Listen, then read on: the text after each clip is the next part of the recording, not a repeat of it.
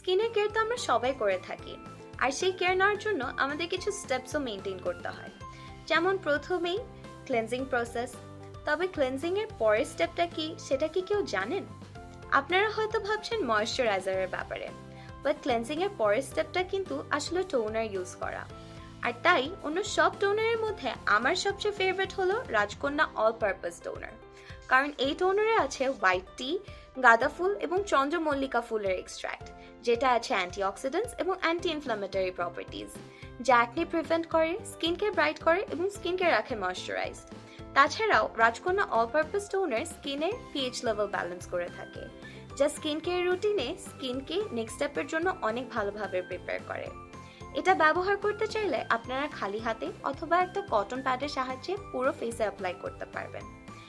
এটার সবচেয়ে best part হলো এটা একদম বাজেট ফ্রেন্ডলি, আর এটাতে আছে খুব মাইল্ড একটা ফ্লোরাল সেন্ট।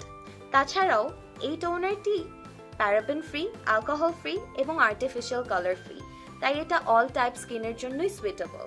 তাই আমি রেগুলারলি ইউজ করি রাজকন্যা অল পারপাস টোনার।